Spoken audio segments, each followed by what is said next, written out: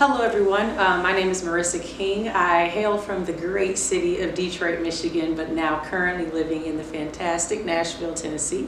I am a 2017 graduate of Tennessee State University with my Bachelor's of Science in Criminal Justice and a current law school student here at Nashville School of Law. I currently am the Executive Legislative Analyst for State Representative Tori Harris out of Memphis, Tennessee, House District 91, and I'm also the liaison for our Black Caucus members, House and Senate here in the state.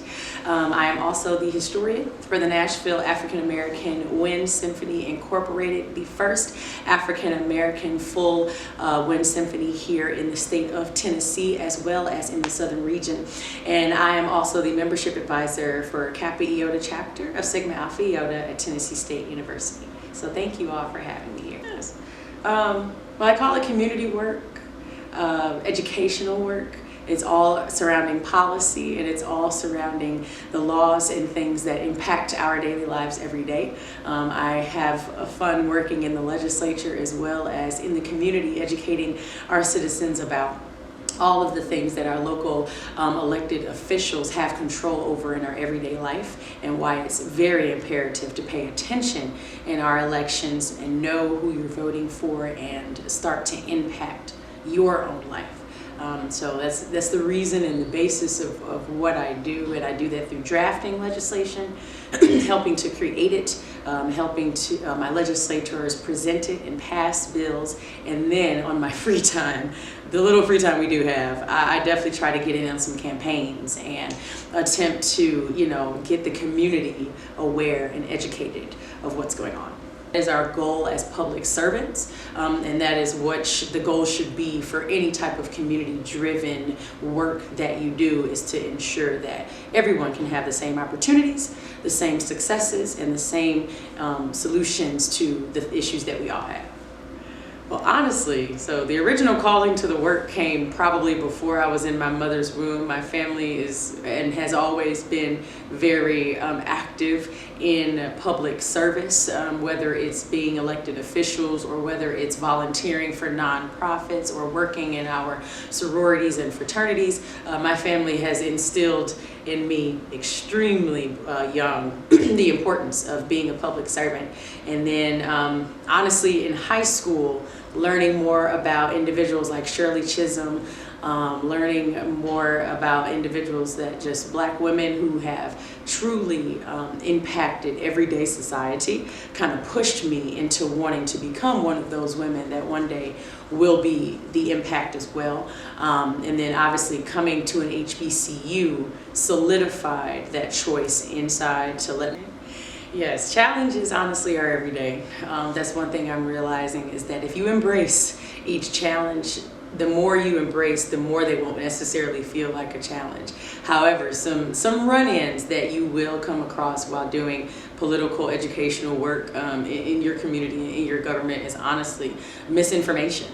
At the end of the day, facts are facts and fiction is fiction. However, what really determines what is fact? What really determines what is fiction? Those are questions that genuinely every governmental staffer has to answer every day before we relay anything to our member or our elected official.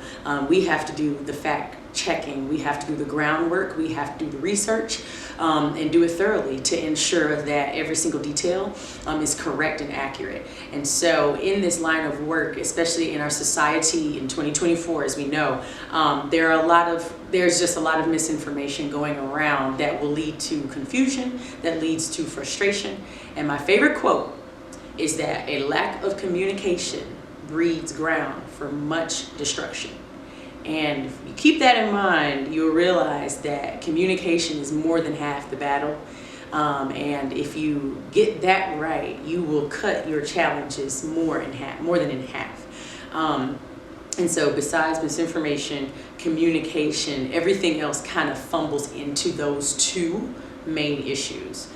So that's really the main challenge and issues in this line of work. Yes, honestly, every 2 years, the legislature has elections. And so every 2 years, that thought comes up in every staffer's mind, like, what can I do to really benefit my end goal and my career, as well as creating the change that I want to see in my community at the same time. And so when opportunities like that come in my direction, I definitely attempt to grab each and every one by the horns, even if I can't do the job or position to the full extent. I'm always down to bring in my friends, to bring in other young politicos, especially Black politicos in the Nashville area, to assist me with those projects and put them on, because it's all about collaboration at the end of the day, and realizing you cannot do anything by yourself. So understanding that and realizing that puts you in the positions to broaden your horizons, to progress yourself, your skills, and things that you hope to do. So definitely in the future, some moves being made, and God is not done with me yet. And one thing that I love is that it's His plan, not mine. So whatever He has ready, I move and follow His direction. Okay, something fun about me. I have a cat, and she's absolutely amazing, and I walk her, like, actually on a leash. Yes, she goes to the dog parks, but in her mind they're a cat park, and she goes on the slides and just like a dog, and has a ball, and comes back home and sleeps all night long just like a dog does. It's possibly and she goes in the car, she rides in the car with me, sticks her head out the window, tongue out like a dog. And it's actually so much fun. A lot of my friends, honestly, at this point, come to my house more so to see her than to see me. But I love it. Like, she brings so much joy to me and my friend's life. So that's like what I look forward to a lot. What's her name? Macy Dale Ann. Oh, that's so cute. Ooh, for you. Major lessons come every day. And so realizing that every single thing that you go through is not necessarily meant to harm you. It's meant to help you grow. And so in knowing that anything that kind of comes your way, you navigate through it. Yeah. Ooh. I'm a type that don't really focus on that too much, because I have really programmed my mind to always think in the positive, think in the true, think in the current and the now. And whatever is being used to kind of thwart it, or maybe dim or blur the vision or the goal, I've fortunately kind of trained my mind to not even see it. Like, it's a total blockage. It took a lot to get here, though. I will say that. And you have to work at it.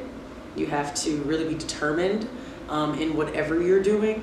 And you'll see over time that you kind of develop this level of, focus-driven, like, thought. And so in that moment, yeah, nothing can kind of come against you. You don't have that thought in your mind. So, yes, major objectives is always key for me. I start each and every legislative session technically in November to prepare for the January session. So the main thing that has been my objective, working with our Black caucus leaders here in the state, is to establish a legitimate meeting space, a level groundwork for all Black elected officials and leaders in the state to congregate, come together, fellowship, share ideas, share issues, share solutions, and actually create a comfortable, familiar focus around what type of work urban development needs, what type of work Black communities need in specific. And so making sure that our people, and I have to talk specifically because at this point I don't mind doing that. I'll talk to different demographics at different times. But for our people in this moment, we are coming to a real shift in where we are as a people, as a society, not discussing politics. This is just where we are. And if we don't learn how to communicate with each other, come together, explain what those differences are, they will continue to make us separate. And the goal is to always be for us to come together. And so the only way that happens is if we know who each other is. Most people in Memphis don't know Black people running in Chattanooga. Most Black people in Chattanooga for sure don't know people running in Clarksville or Williamson County. That we could help each other. Some issues that Clarksville people are having, Chattanooga probably had 5 years ago, and they fixed it. and now we can do the same in this area. But that doesn't happen unless we communicate, and currently we do not have a way for all of our Black or minority elected officials to know each other and to communicate. And that is my goal, creating a safe space, a real safe space for us to get FaceTime with each other, and get some real chances for real change. And that only happens together. And right now, that's not it. So that's the goal. But anyone that you have seen in the political aspect started out from somewhere that was nowhere near politics. Except for some lawyers. But for the most part, almost every real effective person that you see got their start as a nonprofit CEO or as an entrepreneur opening up, community centers around the city or something of that nature that just served the public. They had no intention of being a politician. However, their vision, their views, their goals, and their dreams started to resonate with so many people to the point where they realized, oh wait, I got this band, a group of people behind me. Let's see if we can really make some real change to the multitudes and not just to the community that I live in. And so in realizing that politicians, especially recently, post-COVID, we have understood that that is where real power comes from. Those leaders have the direct connections to the community. Those leaders have the direct connections to the schools. Politicians are in the Capitol. And so we go back to our districts. They go back to their districts every now and then, but it's not as often as they would like for it to be. And that moment is where we lean on our community leaders. I mean, it's so important that we have great relationships with them and support them, because our ideas, bill ideas, budget ideas, anything come from y'all. It comes from the community. We don't think of it on our own for the most part. And that's why I said collaboration has to be key, because that's the only way it's going to be really effective. So, I love this. Young women that are willing and ready to get into the political or legal field, don't ever be afraid to stand up for who you are, and never afraid to kind of show what you will bring to the table. No one is going to ask you, what can you do for me? You have to show them, this is what I can do.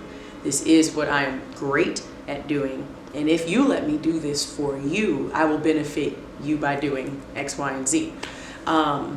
We are in a position at this point, especially Black women, we are in a position at this point where we have to stop apologizing. We cannot think that we are being overbearing or we are doing too much. No, baby, you are doing just enough. And to be honest, you probably need to do more. The respect level that you will receive after doing that and after becoming the woman that you truly want to be is enormous. And people will know when you're trying to fake it. So don't. The best advice is to literally be yourself. Stand up for what you believe in and never back down. They'll never leave you alone if you do that. So.